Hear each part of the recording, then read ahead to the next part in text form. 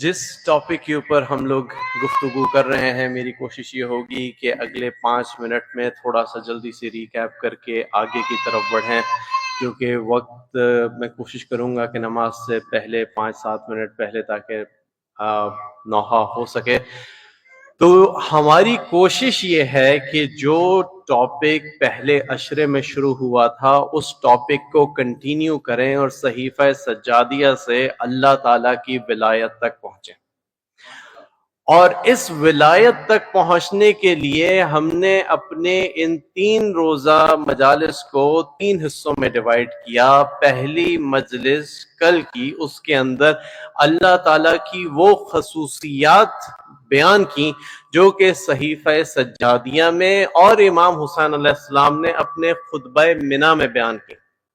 اس کا ریزن یہ تھا تاکہ ہمیں پتہ چلے کہ اللہ تعالیٰ کی حقیقت ہے کیا، کیونکہ جب تک حقیقت اور معرفت خدا تک نہیں پہنچیں گے اس وقت تک ہم لوگ اس ولایت تک نہیں پہنچ سکتے جو اللہ تعالیٰ نے ہم سے ایکسپیکٹ کروائی ہے۔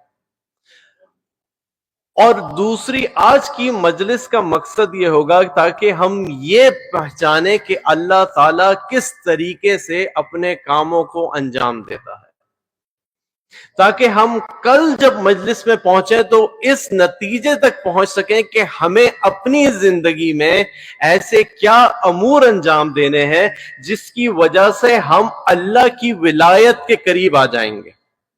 بہت ٹینجیبل ایکشنز جو ہم اپنی زندگی میں انجام دیں، جو اللہ تعالیٰ نے قرآن مجید میں بیان فرمائے ہیں، جس کی وجہ سے ہم اللہ تعالیٰ کی ولایت کے قریب آ سکتے ہیں۔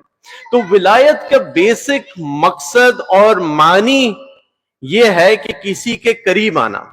جو ولایتیں 3 ولایتیں بیان کی گئی ہیں، ایک اللہ تعالیٰ کی، ایک رسول خدا کی، ایک اہل بیت علیہ السلام کی، جس میں سب سے پہلے امام علی علیہ السلام کی ولایت ہے۔ ہما صلی علی محمد وآل محمد۔ ان ولایتوں کا مقصد یہ ہے کہ ہم ان تینوں ولایتیں جو ایک دوسرے سے انٹر کنیکٹڈ ہیں ان تک ہم پہنچ سکیں تاکہ ہم سورس ولایت اللہ کی ولایت تک پہنچ سکیں۔ کیونکہ اللہ تعالیٰ قرآن مجید میں سورہ بقرہ میں ارشاد فرماتا ہے اللہ ولی الذین آمنوا، اللہ ولی ہے ایمان والوں کا اور وہ ظلمات سے نکال کر اجالا اور نور کی طرف لے کے جاتا ہے۔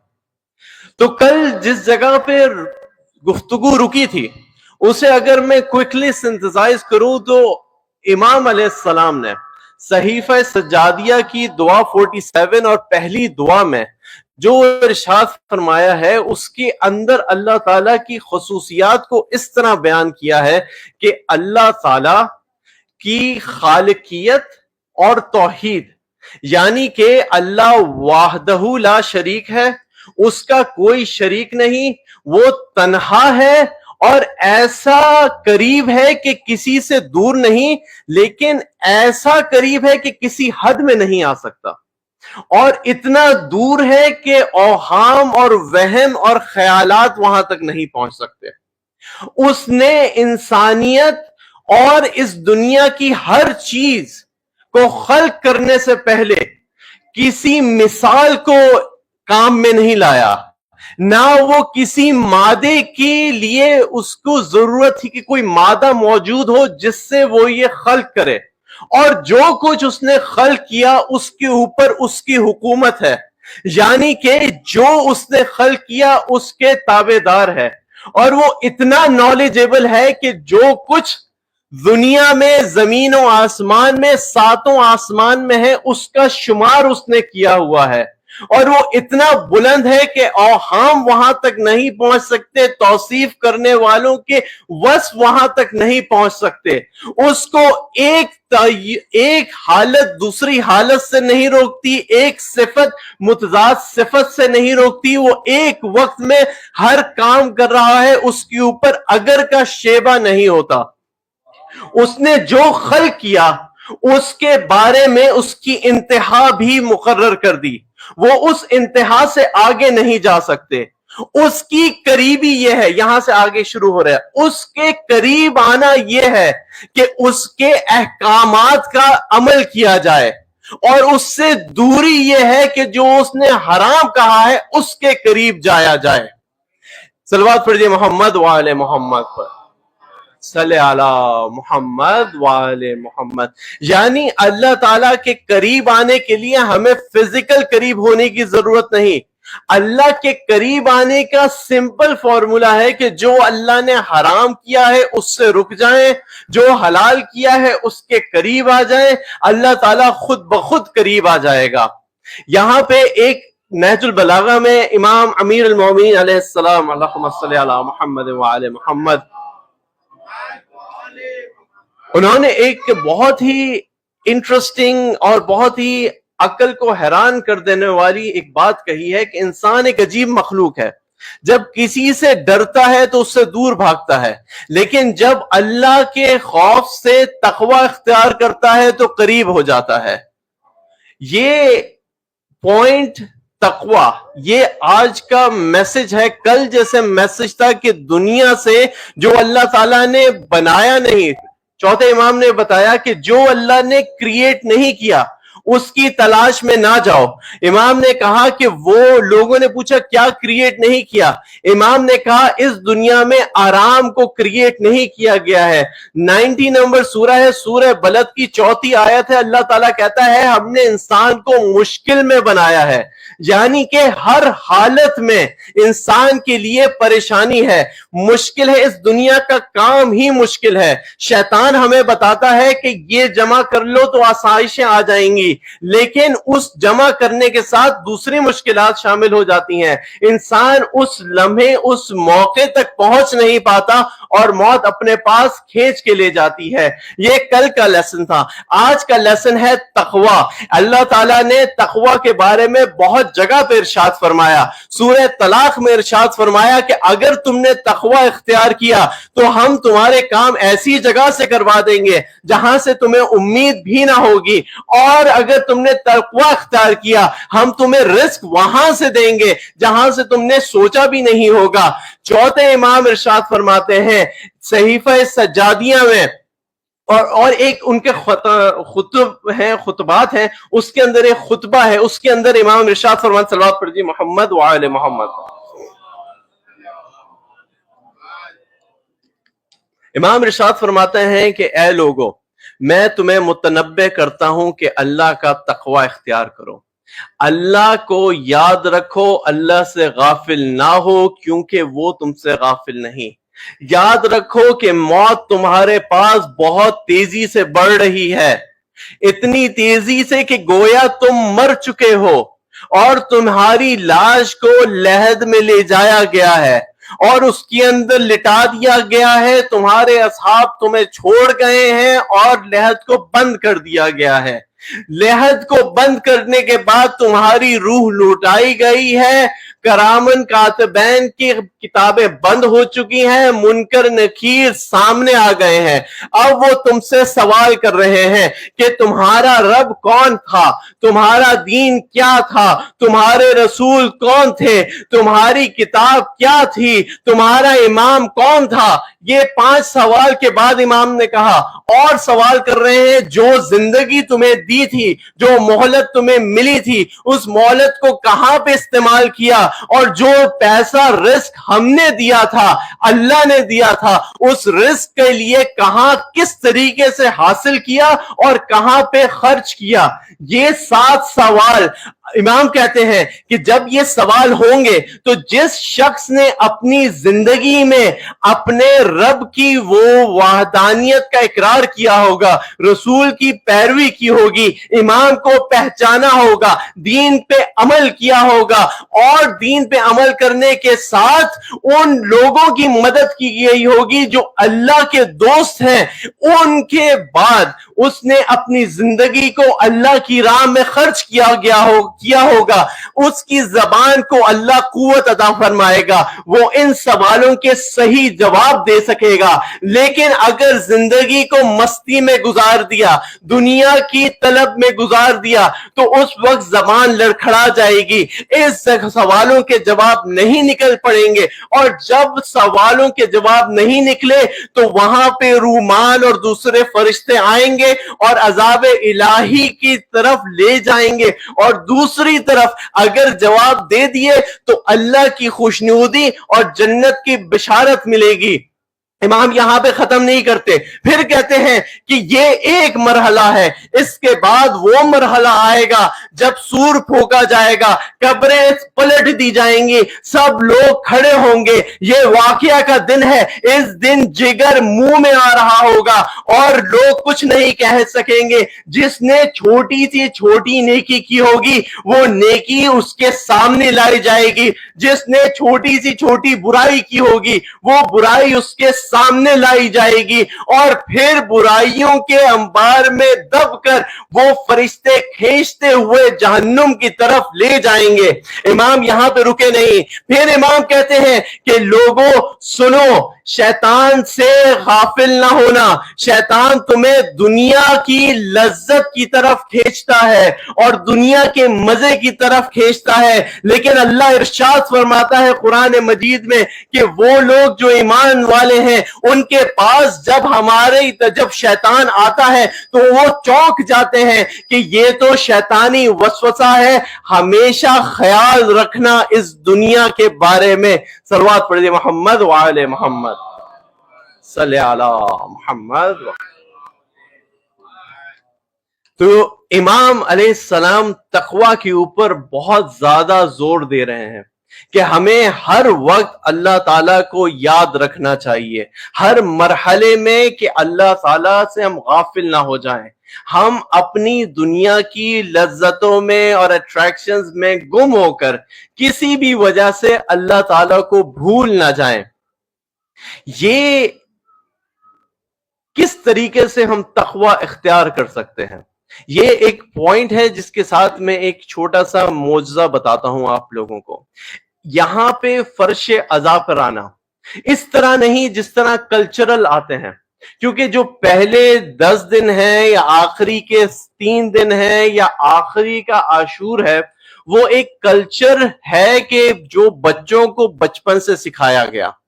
بچوں نے دیکھا کہ ماں باپ ان دنوں میں کالے کپڑے پہنتے تھے تو ہم بھی پہنیں گے، اس معاشرے میں بھول بھی جائیں لیکن اندر سے کوئی چیز انہیں کھینچ کے لے آتی ہے۔ لیکن جب وقت گزر جائے 12 دن کا اور وہ مشکل مراحل اہل بیت کے شروع ہوں اور اپنے دنیا کے کاموں کو چھوڑ کر ہم فرش عزا پر آئیں، تو وہ بتاتا ہے کہ کون سچا مخلص ہے اور کون دنیا کو چھوڑ کر اہل بیت کے لیے ٹائم نکالتا ہے۔ اور اللہ تعالیٰ ارشاد فرماتا ہے سورہ حج میں کہ اللہ تعالیٰ کی نشانیوں کو، شاعر اللہ کا احترام کرنا یہ تقوی میں سے ہے، اور یہ فرش عزا شاعر اللہ ہے، اس کے اوپر وہ معجزات نورما ہوئے ہیں جو ہماری آنکھوں سے بالاتر ہیں، ہمارے خیالات سے ماوراء ہیں۔ کل میں نے ایک معجزہ بیان کیا تھا، آج ایک اور معجزہ شیخ متین ہے، انہوں نے یہ بیان کیا ہے، اور یہ alislam.org پہ ایک کتاب ہے میریکل امیزنگ میریکلز، اس کے اندر بھی یہ معجزہ ہے۔ صلوات پڑھیے محمد وعلی محمد پر۔ ایک لڑکا تھا، چھوٹا لڑکا تھا، اس کی آنکھوں میں بچپن سے کوئی پرابلم تھی۔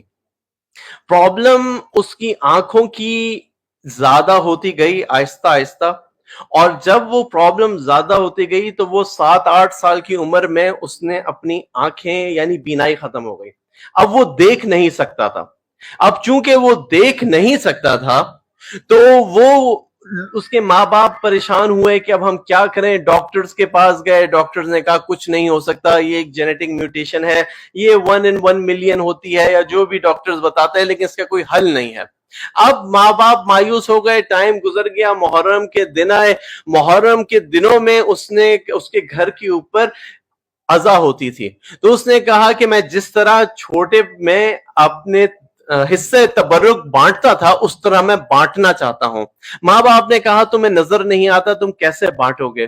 اس نے کہا میرے ساتھ کسی کو ہیلپر کر دیں، میں اس کا ہاتھ پکڑ کے لوگوں کو یہ تبرک دے دوں گا. مجلس ہو رہی تھی، اس کے ہاتھ سے وہ تبرک دے رہا تھا.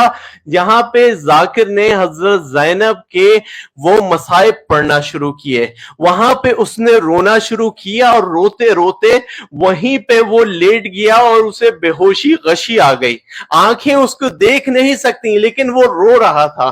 اس نے محسوس کیا کہ عالم بے ہوشی میں کوئی شخص آیا، اس نے اس کی آنکھوں کے اوپر ہاتھ پھیرا. جیسے ہی اس نے آنکھیں کھولی وہ پھر دیکھ رہا تھا، وہ سب کچھ دیکھ رہا تھا. ایک بار صلوات پڑھیے محمد وآل محمد پر، صلی علی محمد وآل محمد. اب جب اس نے دیکھنا شروع کیا، لوگ سکتے میں آ گئے، لوگوں کو پتا چلا یہ معجزہ ہو گیا ہے، لوگ ادھر سے ادھر بھاگے، بات مشہور ہو گئی اور وہ بچہ دیکھنے لگا. ڈاکٹرز کو یقین نہیں آیا کہ کیسے ہوا. خیر، معجزہ یہاں پہ ختم نہیں ہوتا، کیونکہ معجزہ یہاں سے بہت ہی ڈیفرنٹ ہو جاتا ہے. بہت سال گزر گئے، وہ بچہ ریسرچ میں چلا گیا اور اس نے پی ایچ ڈی کر لیا. اپنی لیب میں وہ کام کر رہا تھا. اس لیب میں جہاں پہ وہ کام کر رہا تھا وہاں پہ سائڈ میں کیمیکل رکھے تھے. کچھ ایسا ریئیکشن ہوا کہ کیمیکل پھٹے اور اس کا پورا منہ جھلس گیا.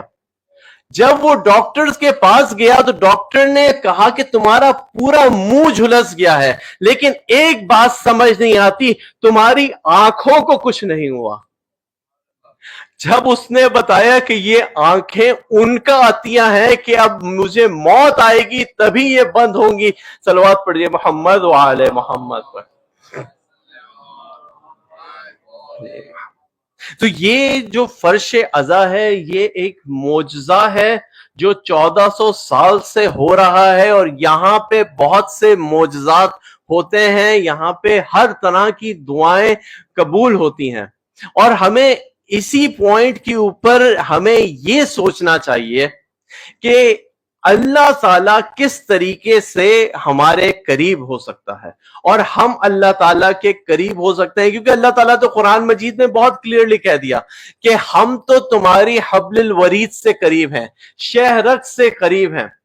تو یہاں پہ تھوڑا سا ریسرچ میں آپ کے ساتھ شیئر کرنا چاہتا ہوں کہ ہمیں پتا چلے کہ اللہ تعالیٰ کس طریقے سے دنیا کے امور کو چلاتا ہے. قرآن مجید میں 2 طریقے سے اللہ تعالیٰ نے بتایا ہے کہ میں ان طریقے سے کام کرتا ہوں. فار ایگزامپل اللہ تعالیٰ نے کہا کہ ہم نے عیسیٰ ابن مریم کے وقت بھیجا روح القدس کو مریم کے پاس، ہم نے. دوسری طرف اللہ تعالیٰ ارشاد فرماتا ہے کہ جب حضرت موسیٰ سے بات کی کہ میں ہی ہوں، اننی انا رب العالمین لا الہ الا ہوا، یعنی کہ میں ہی ہوں جو اللہ ہوں.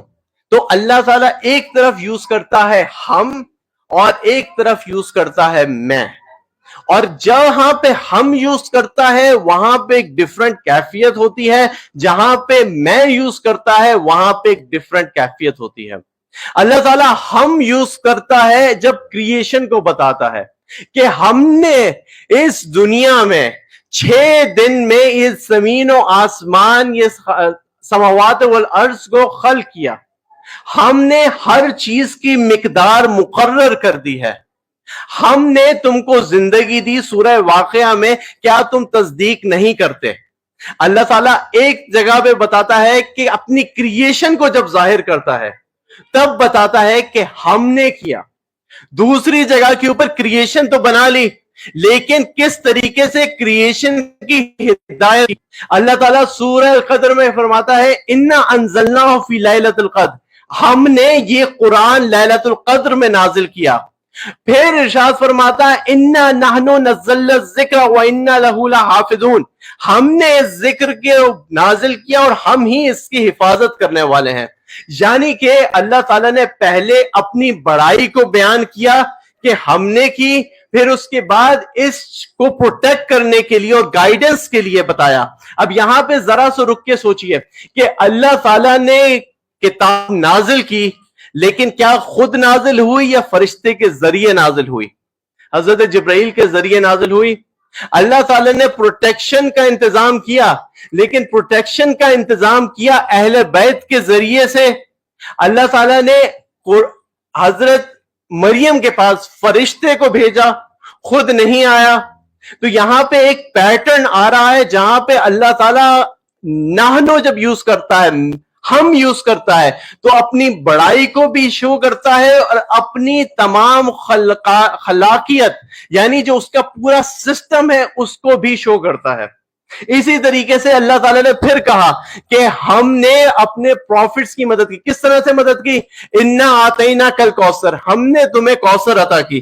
آپ سب کے نظروں میں وہ روایت ہے کہ جس کے اندر رسول اللہ جب معراج پہ گئے تو انہیں بی بی کا گفٹ ملا ایک پھل کی صورت پہ، تو یعنی کہ فرشتے کے ذریعے وہ پھل آیا. اسی طریقے سے اللہ تعالیٰ اور جگہ کے اوپر ارشاد فرماتا ہے کہ قلنا یا نار کونی بردن سلامن علی نار کونی بردن وسلامن علی ابراہیم، کہ ہم نے آگ سے کہا کہ تم ٹھنڈی ہو جاؤ اور سلامتی ہو جاؤ ابراہیم کے اوپر. تو یہ پیٹرن یہ ہے کہ اللہ تعالیٰ تمام چیزوں کے امور جب ہم سے شروع کرتا ہے تو اپنی قدرت کو شو کرتا ہے اور اپنے ساتھ یہ شو کرتا ہے کہ اس کی پورا سسٹم ہے جو کہ اس کے لیے کام کر رہا ہے. یہاں پہ میں پاز کروں گا وقت کی قلت کی وجہ سے. جو آئی کا کانسیپٹ ہے وہ میں انشاءاللہ کل کنٹینیو کروں گا، لیکن یہاں پہ ہم کو میں تھوڑا سا ڈیٹیل میں ایکسپلین کرنا چاہتا ہوں. دعا نمبر 3 صحیفہ سجادیہ. اگر بچوں کو نہیں پتا، ہمیں بھی نہیں پتا، بہت سے بڑوں کو نہیں پتا کہ صحیفہ سجادیہ میں 54 دعاز ہیں اور کچھ مناجات ہیں اور باقی کچھ چیزیں ہیں، لیکن 54 دعا ہیں. اس میں 3rd نمبر دعا میں حضرت امام زین العابدین علیہ السلام اللہم صلی علی محمد وآل محمد وہ ارشاد فرماتے ہیں اللہ تعالیٰ کی قدرت اور اس کے فرشتوں کے بارے میں. امام کہتے ہیں کہ ان فرشتوں پہ سلامتی ہو جو کہ عرش کو اٹھائے ہوئے ہیں، جو کہ نہ تھکتے ہیں نہ چوکتے ہیں. ان فرشتوں پہ سلامتی ہو جو کہ انتظار کر رہے ہیں. حضرت اسرافیل کے اوپر سلامتی ہو کہ جو نظر عرش کی طرف کیے ہوئے ہیں کہ سور کا موقع کب آئے گا. بلند مرتبہ حضرت میکائیل کے اوپر سلامتی ہو جو بلند مرتبہ ہے. حضرت جبرائیل کے اوپر سلامتی ہو جو کہ وحی الہی پیغمبروں تک لانے والے ہیں اور زمین و آسمان ان کے مطیع ہیں. ان فرشتوں پر سلامتی ہو جو کہ کم درجہ ہیں لیکن ان کی ٹھڈیاں زمین پہ لگی ہوئی ہیں، نہ وہ تھکتے ہیں نہ چوکتے ہیں. ان کے اوپر سلامتی ہو کہ جن کو تسبیح و تقدیس نے غذا سے ماورا کر دیا ہے. ان فرشتوں پہ سلامتی ہو جو بادلوں کو ہکاتے ہیں اور ہواؤں کو چلاتے ہیں اور برف اور اولوں کو گراتے ہیں. ان فرشتوں پہ سلامتی ہو جو کہ جہنم کے شعلے کو جب دیکھتے ہیں تو کہتے ہیں کہ اے اللہ ہم نے تیری عبادت کا حق ادا نہیں کیا. ان فرشتوں پہ سلامتی ہو جو آسمانوں کے کناروں پہ موجود ہیں. ان فرشتوں پہ سلامتی ہو جو ہر آسمان کے اندر موجود ہیں، اپنے اپنے کام کر رہے ہیں. ان فرشتوں پہ سلامتی ہو جو بیت المعمور کے گرد گھومتے ہیں. ان فرشتوں پہ سلامتی ہو جو کرامن کاتبین ہے. ان فرشتوں پہ سلامتی ہو جو منکر نکیر ہیں. ان فرشتوں پہ سلامتی ہو جو قبر میں عذاب آئے گا تو رومان کے فرشتے ہیں. ان فرشتوں پہ سلامتی ہو جو ملک الموت اور ان کے ساتھ رہتے ہیں. ان فرشتوں پہ سلامتی ہو جو جہنم کے پاسبان اور مالک ہیں. ان فرشتوں پہ سلامتی ہو جو جنت کے پاسبان اور دروغہ ہیں. ان فرشتوں پہ سلامتی ہو جو کہ کچھ نہیں چاہتے سوائے رب کائنات کی حمد کے لیے، اور انہیں کچھ نہیں چاہیے سوائے اس کی حمد کے، اور وہ ہر وقت کام میں لگے رہتے ہیں हैं, ना थकते हैं, ना चूकते हैं। सलवात पढ़िए मोहम्मद व आले मोहम्मद, मोहम्मद व आले मोहम्मद। और यहां पे ये तमाम चीजें कहने के बाद इमाम दुआ 47 में कहते हैं कि ए अल्लाह, तेरी खिलकत इतनी अजीम है कि तुझे किसी की जरूरत ही नहीं। तूने जो बनाया बगैर किसी मिसाल के बनाया, तूने जो बनाया बगैर किसी मादे के बनाया। ना तेरे साथ कोई शरीक है, ना तेरा कोई हमसर है, ना तेरा कोई मददगार है। ये वो खुदा है जिसके लिए तमाम तर सिस्टम चल रहा है, जिसने मौत के ऊपर फरिश्ता कायम रखा, जिसने हर चीज के ऊपर फरिश्ता रखा, रिस्क के ऊपर फरिश्ता रखा, बलाओं के ऊपर फरिश्ता रखा। और इसके साथ इमाम इरशाद फरमाते हैं कि उस रूह के ऊपर सलामती हो। ये रूह क्या है? ये फरिश्तों के अलावा है, क्योंकि अल्लाह ताला ने सूरह बकरा में इरशाद फरमाया कि हमने ईसा इब्ने मरियम की मदद की रूहुल कुद्स से। और फिर तनज़्ज़ुलुल मलाइकत व रूह सूरह कदर में अल्लाह ताला इरशाद फरमाता है कि लैलतुल कद्र में रूह और फरिश्ते दो नाजिल होते हैं। ये रूह एक इंपॉर्टेंट कॉन्सेप्ट है। यहीं पे आज की तकरीर रुक जाएगी, क्योंकि इस रूह को हमें समझना है और इस रूह से हमें बहुत सी कुव्वत मिल सकती है। सलवात पढ़िए मोहम्मद व आले मोहम्मद, सल्ले अला मोहम्मद व आले मोहम्मद। एक और बार आवाज़ बुलंद सल्लल्लाहु यार। तो यहां पे एक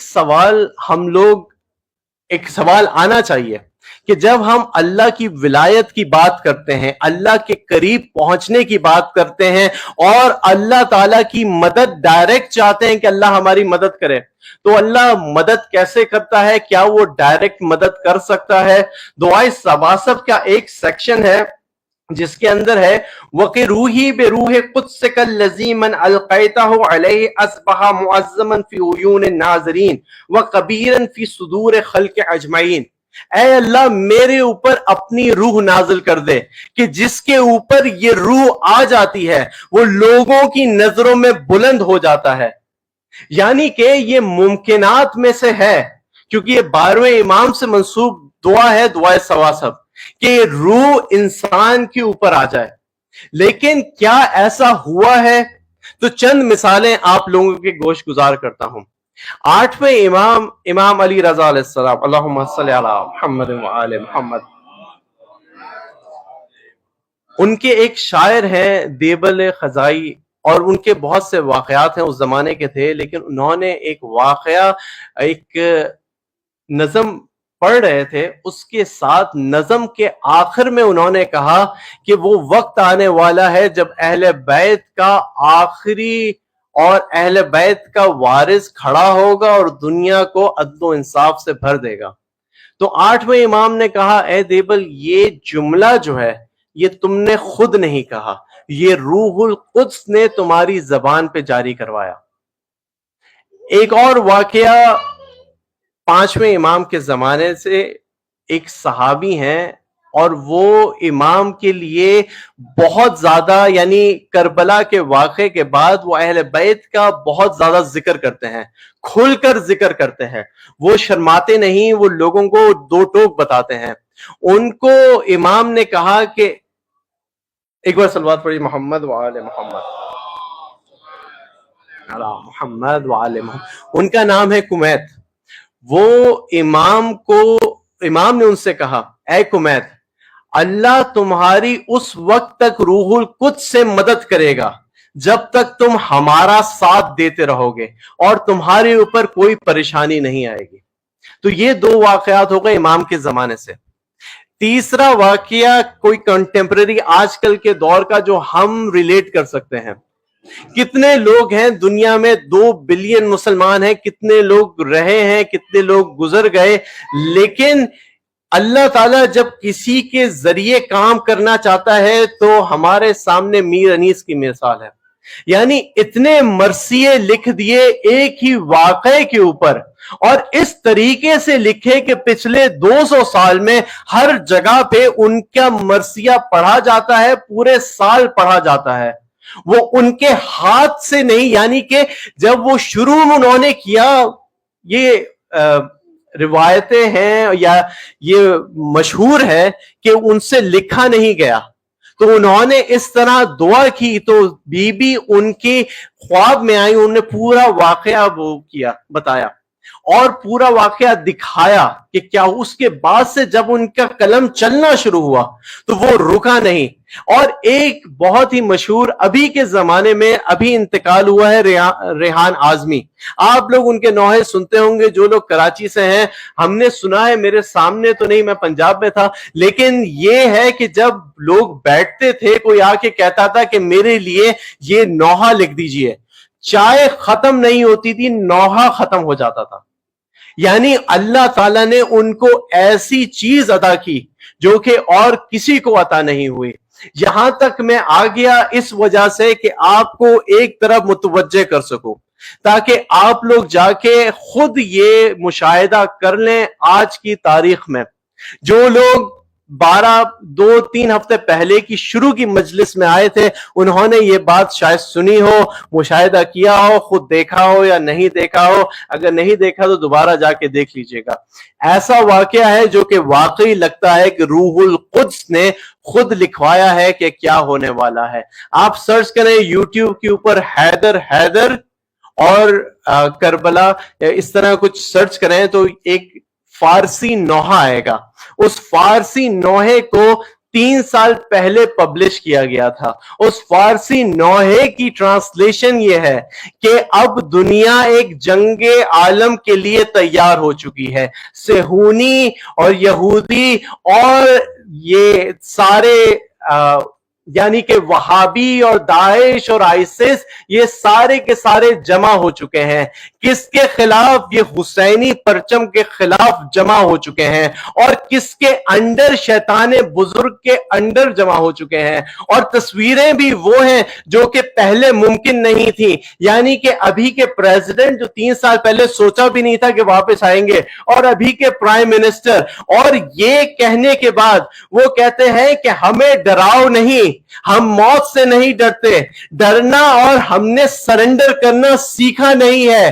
حسینی پرچم اور یہ روح جب تک اس زمین پر ہے اس وقت تک دشمن کی آنکھیں چین سے سو نہیں سکیں گی، اور سیریا اور ایران اور عراق اور یمن جنگ کے لیے تیار ہو چکے ہیں، اور وہ وقت آنے والا ہے جب کہ ابابیل کے پتھر قلب دشمن میں سجیل کی صورت گریں گے، یعنی کہ وہ تمام جو چیزیں جو پچھلے 1 مہینے میں ہوئی، تو جب یہ تمام چیزیں ہوئی ہیں اسی طریقے سے جس طرح 3 سال پہلے ہوئی تھی، تو ہمیں اب سوچنا چاہیے کہ اس کے آگے کیا تھا۔ اس کے آگے بات رک جاتی ہے، پھر آتا ہے کہ وہ روح، وہ اسپرٹ، وہ حیدر کرار کا وارث کعبے سے ظاہر ہونے والا ہے، اور حسینی پرچم پوری دنیا پہ لہرانے والا ہے۔ یعنی کہ وہ وقت دور نہیں، ہم لوگوں کو ابھی سے اپنے آپ کو تیار کرنا ہے کہ کل کو، اگلے سال، چند مہینے میں اگر وہ وقت آ جائے تو کیا ہم اپنا سب کچھ سیکریفائس کر کے وہاں جانے کے لیے تیار ہوں گے یا نہیں؟ یہ ایک امپورٹنٹ سوال جو ہم سب کو اپنے آپ سے کرنا چاہیے۔ صلوات پڑھیے محمد وآل محمد، صلی علی محمد وآل محمد۔ یا علی یا علی یا علی یا علی یا علی۔ کل جیسے میں نے بات کی تھی، یہاں پہ میں آج کی ڈسکشن کو روک رہا ہوں، اور روکنے کا مقصد یہ ہے کہ کل کچھ ایسے خطبات آپ لوگوں کے گوش گزار کروں گا جہاں پہ ایک اسپیشل قوت اللہ تعالیٰ کی پتہ چلے گی کہ کہاں سے ملتی ہے۔ کچھ چیزیں ہماری زندگی میں مشاہدات ہم کرتے ہیں، اور کچھ بہت سے واقعات ہمیں اہل بیت کی روایتوں میں ملتے ہیں۔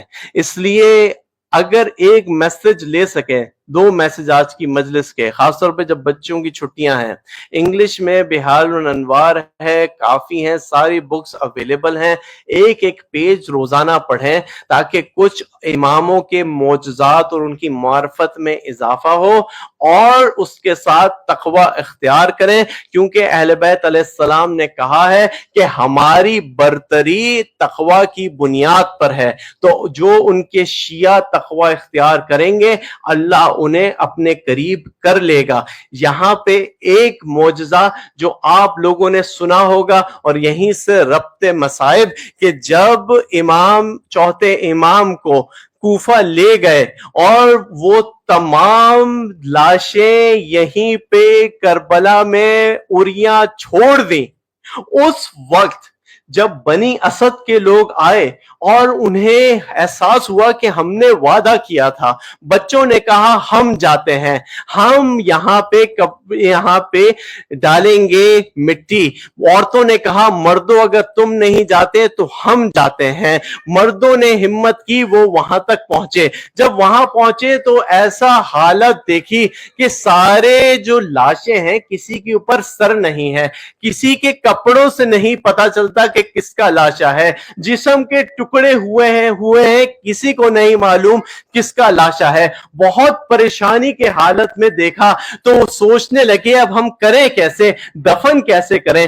دور سے دیکھا کہ غبار اٹھتا نظر آیا، ایک ہی آن میں وہ غبار ایک شخص کی صورت میں سامنے نمودار ہوا، وہ چوتھے امام تھے۔ اس وقت جب امام آئے تھے تو بیڑیاں نہیں تھی، ہتکڑیاں نہیں تھی، انہوں نے کہا کہ میں باجاز رب کائنات یہاں پہنچا ہوں اور میں تم لوگوں کو بتاؤں گا کہ یہ جو لاشا ہے جس کی پسلیاں سینے سے مل چکی ہیں، جس کے سر پہ اس کے گردن پہ سر نہیں، جس کی انگلیاں کٹ چکی ہیں، یہ میرے بابا کا لاشا ہے، وہ جو دریا کے کنارے لاشا ہے جس کے پورے جسم کے ٹکڑے کر دیے، جو چھوٹا سا لگتا ہے، یہ میرے چچا عباس کا لاشا ہے، یہ جو لاشا ہے جس کے کلیجے میں زخم ہے، یہ میرے بھائی علی اکبر کا لاشا ہے۔ دیکھو ان میرے بابا کو یہاں پہ دفنانا، یہاں قبر کھودنا، یہیں پہ قبر موجود ہے، میرے چچا کو وہیں پہ چھوڑ دینا، لیکن دیکھو یاد رکھنا کہ ان سارے لاشوں کو میں جمع کروں گا۔ اور امام نے جب امام حسین کے لاشے کو جمع کیا تو ایک چٹائی کے اندر لاشے کو اٹھا کے رکھا اور سینے کے اوپر ان کے چھوٹے بیٹے علی اصغر کو رکھ دیا کہ بابا اب آپ کی امانت آپ کے حوالے، میں چلا، بہت لمبا سفر طے کرنا ہے۔ اب سفر طے ہوتا ہے، کوفے میں پہنچتے ہیں، کوفے میں چند آپ کو سین بتاؤں گا، ذرا آپ سوچ لیجئے۔ اور یہ گریا کے دن ہے، امام کہتے ہیں چھٹے امام کہ جب تم روتے ہو تو بیوی دادی کے زخموں پہ مرہم بنتا ہے، یہ نبی کا حق ہے، تو ان کو ان آنکھوں کو سیراب کر لیجئے ان آنسوؤں سے جو کہ بی بی کا حق ہے۔ امام جیسے ہی کوفے میں داخل ہوئے، ایک آدمی آیا، کہنے لگا علی ابن الحسین میں دیکھتا ہوں کہ تمہاری گردن جھکی ہوئی ہے، تمہاری کمر خمیدہ ہے، تمہارا ایک مہینے پہلے تمہارا کزن آیا تھا یہاں پہ، تمہارے چچا آئے تھے مسلم بن عقیل، ایسے کمر چوڑی تھی، سینہ کھلا ہوا تھا، ایک کو دھتکارتے تھے، دوسرے کو ڈانٹتے تھے، تمہیں دیکھتا ہوں تم تو جھکے ہوئے ہو۔ امام فرماتے ہیں کہ ان کے ساتھ ان کی ماں بیٹیاں بہنیں نہ تھی، میں آیا ہوں تو میرے ساتھ علی و فاطمہ رسول کی اولاد ہے۔ یہاں پہ کوفے میں جیسے ہی پہنچے، وہاں پہ سر امام حسین علیہ السلام نوک نیزہ پہ آگے چل رہا تھا، سب لوگ بار بار منادی کرتے تھے کہ دیکھو سر کو۔ جب آگے بڑھے تو ایک دم سے شور ہوا کہ ایک جوان آیا، جوان نے تلوار چلانا شروع کی، تلوار چلاتے چلاتے وہ مجمع میں گھس گیا، اس نے دیکھا کہ ایک سر ہے، اس سر کے ہاتھ میں جس کے سر تھا وہ سر کا قاتل تھا، اس نے سر چھینا، قاتل کو مارا اور کہا کہ جب جوان بچے زندہ ہوتے ہیں باپ کے سر کو نوک سرا پہ یہ حضرت حبیب ابن مظاہر کا بیٹا تھا جو کہ اپنے باپ کے سر کو لے کے چلا گیا اور امام زین العابدین اپنے سر کو جھکائے رہے، کہتے بابا مجھے معاف کر دے، میرے ساتھ آپ کی سکینہ ہے، میرے ساتھ حضرت زینب ہے، میں کچھ کر نہیں سکتا، مجھے معاف کر دے۔ جیسے ہی کوفے سے نکلے امام کی تمام پریشانیاں بڑھتی گئیں، امام جہاں پہ رکتے تھے نماز پڑھتے تھے یہ لعین ایک دم سے زنجیر ہلا دیتے تھے، نماز وہ سید الساجدین وہ سید العابدین وہ زین العابدین اسے نماز نہیں پڑھنے دیتے تھے۔ روایتوں میں ہے کہ گلے میں ایسا توق تھا جو خاردار تھا اور بیڑیاں تھی، کمر میں لنگر تھا، گلے میں رسی ڈال کے اس بیمار کو 700 کلومیٹر تیزی سے لے گئے، اور اس وقت جو گرمی میں دن میں چلتے تھے تو ساری سلاخیں وہ لوہے کا آگ بن جاتا تھا، وہ جب کھینچتے تھے تو وہ کانٹے ان کے گلے میں لگتے تھے، یہاں تک کہ جب بچوں کو پانی ملتا تھا تو بچے آ کے کہتے تھے پانی نہیں پینا، ہمیں اپنے بھائی کے مرہموں میں پانی ڈال دینا ہے، کیونکہ گرمی سے ان کی سلاخیں ہڈیوں تک پہنچ چکی تھی۔ یہ وہ معصوم امام ہے کہ اگر آپ کی کوئی چھوٹا بچہ ہو یا چھوٹی بہن ہو وہ کبھی آپ سے سوال کرے بھائی مجھے بہت مارتا ہے، بھائی مجھے بہت ستاتا ہے یہ ظالم، یہ امام کو بلاتی تھی حضرت سکینہ، نہ امام کچھ کر سکتے تھے، خاموش ہو کے رہ جاتے تھے، جب بچی روتی تھی تو امام کو تازیانے مارتے تھے، یہاں تک کہ روایتوں میں ہے کہ یہ ظالم نے آ کے کہا کہ ہمارے کہاں تازیانے، کمر پہ کوئی جگہ ہی نہیں جو خالی ہو۔ یہ وہی امام ہے کہ جب ان کی چھوٹی بچی نے ان کے قید خانے میں پوچھا بھائی یہ پرندے رات کو کہاں جاتے ہیں، کیا ہم بھی کبھی اپنے گھر جائیں گے؟ وہ بہن جو امام کو اپنا باپ سمجھتی تھی ایک دن اس کا ہی لاشا اسی زندان میں اپنے ہاتھ پہ لے کر یہ امام دفنا رہے ہیں۔ سيعلم الذين ظلموا أي منقلب ينقلبون۔ یا اللہ بحق محمد وعلی و فاطمہ والحسن والحسین، اے اللہ تو اہل بیت علیہ السلام کی ظلم و جور کا بدلے لینے والے امام زمانہ اجل اللہ تعالی فرجہ شریف کے ظہور میں تعجیل فرما، اور دنیا میں سے ظالموں کا خاتمہ فرما، اور ہم سب کو اپنے کام کے لیے منتخب کر فرما، اور ہمارے اوپر روح القدس سے مدد فرما کہ ظلم و جور حد سے بڑھ چکا ہے، بچے بھوکے مر رہے ہیں، 5 دن سے کھانے کو نہیں ملا، وہ چلتے ہیں اور گر جاتے ہیں یا لاشیں اٹھاتے ہیں۔ اے اللہ ان بیمار ان بچوں کا واسطہ، ان ماؤں کا واسطہ جو روتی ہیں ان کا کوئی مددگار نہیں، تو اپنی حجت امام زمانہ کے ظہور میں تعجیل فرما اور ہمیں ان کے اعوان و انصار میں شامل فرما۔ اور آخر میں دعائے حضرت نو کہ تمام ظالمین کی تباہی ہو۔ بسم اللہ الرحمن الرحیم۔ رب اغفر لی ولوالدی ولمن دخل بیتی مؤمنا وللمؤمنین والمؤمنات ولا تزد الظالمین الا تبارا۔